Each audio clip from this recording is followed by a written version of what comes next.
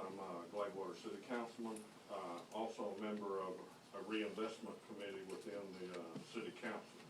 One of the things that we're charged with on the reinvestment committee is to look at areas in the city that the city may own, that are properties we may own, assets we may own, and how to best use that to help minimize the taxes.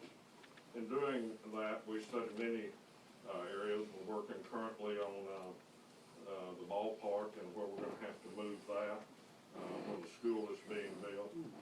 We're looking at some things out at the city lake. We have looked at other various properties that the city has owned. We also look at the different assets that the city has, such as fire, police, emergency services too. In doing this, the reinvestment committee is looking at that and where those assets are being used, particularly with the emergency services. And in that, we're looked at this area that is south of town. You have a map there that defines this area. And in studying this, the reinvestment committee has brought that to the city council as a recommendation that we look at that and study that with possible annexation of this.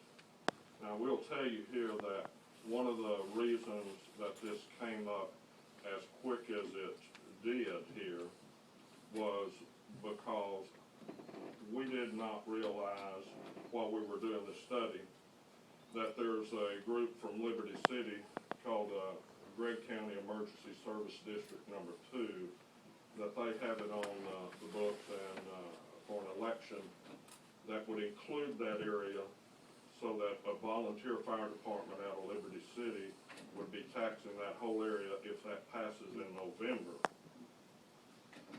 to provide fire service there. They were also coming to us on that to help continue fire service there if that did so happen.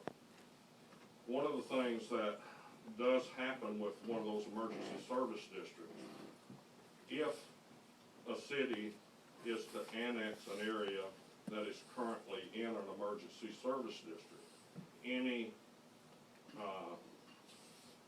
indebtedness that they would incur, such as buying new fire trucks, building a fire department, any of that indebtedness they incur, whatever that portion of it would be that you would annex, then you as a city have to take over that portion of the debt or pay that for them.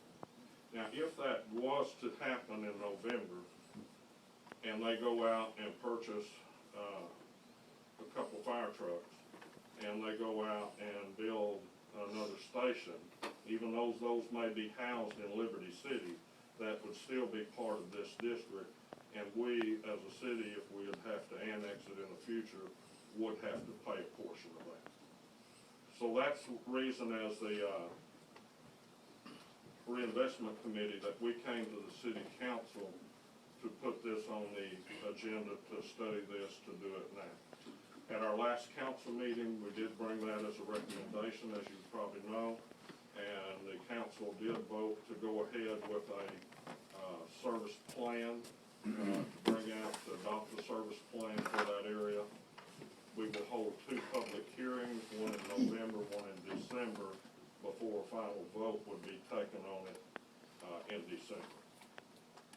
And I'm here bringing this to you because it's due diligence with the Planning and Zoning Commission. If this is to become part of the city, then you would need to look at the land and the land uses there to zone it for organized development.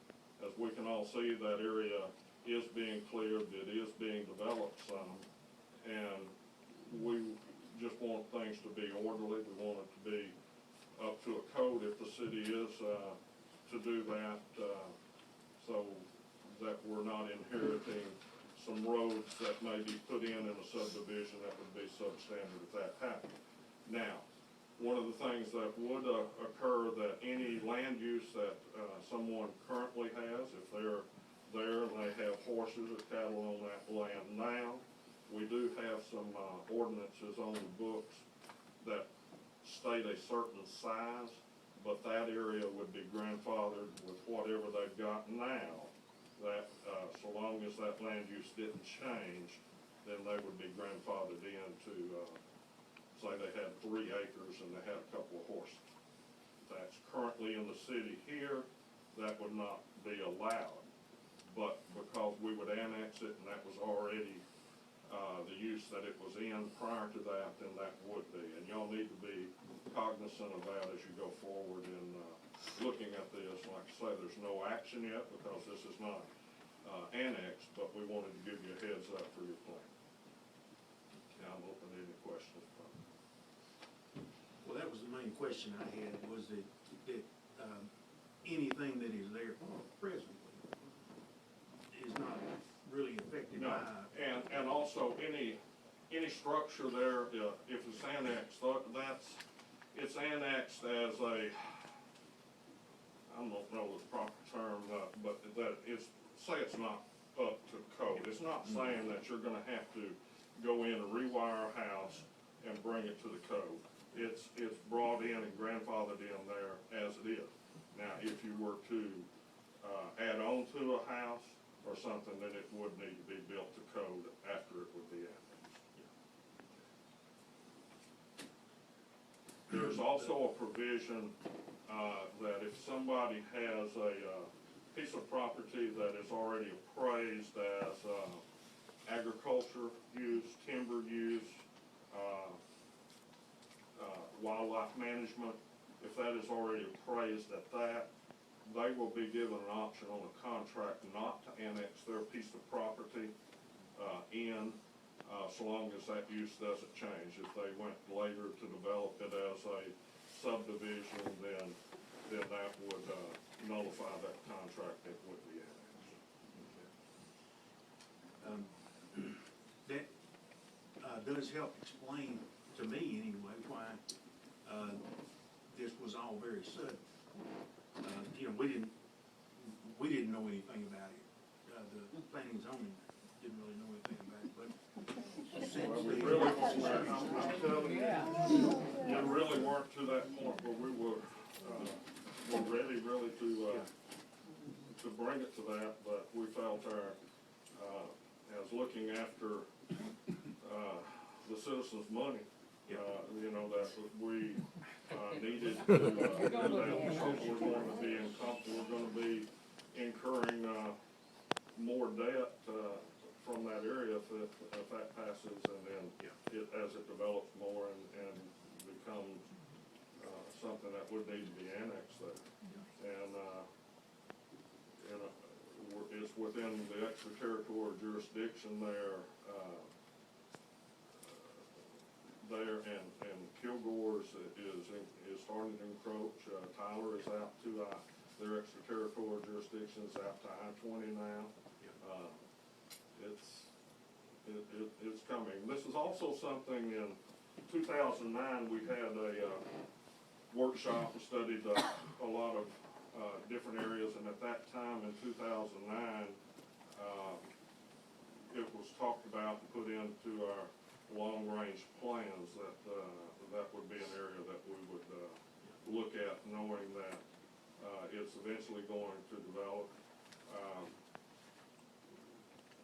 The Loop 49, that is, been coming around, Tyler is coming, as it sits right now, it's gonna be coming straight down, 271, and, around, Gladewater.